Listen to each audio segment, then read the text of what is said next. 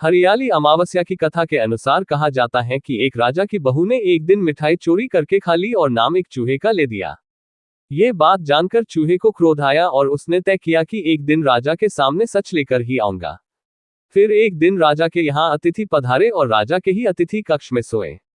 चूहे ने रानी के वस्त्र ले जाकर अतिथि के पास रख दिए। प्रातःकाल उठकर सभी लोग आपस में बात करने लगे कि छोटी रानी के कपड़े अतिथि के कमरे में मिले। ये बात जब राजा को पता चली तो उस रानी को घर से निकाल दिया।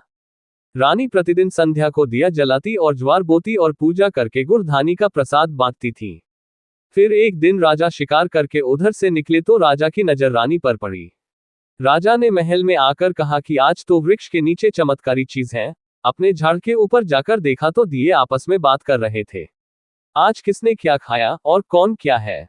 उसमें से एक दिया बोला, आपके मेरे जान पहचान के अलावा कोई नहीं है।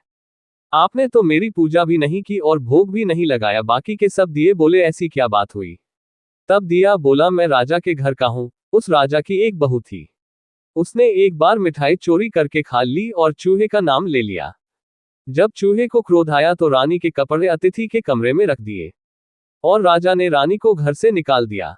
वो रोज मेरी पूजा करती थी, भोग लगाती थी। उसने रानी को आशीर्वाद दिया और कहा कि सुखी रहे।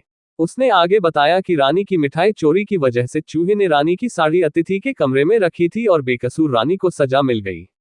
फिर सब लोग पेड़ पर से उतरकर घर आए और कहा कि रानी का कोई दोष नहीं था। ये सुनकर राजा ने रानी को घर बुलाया और फिर सभी सुखपूर्वक रहने लगे। इसे लाइक और शेयर करना ना भूले।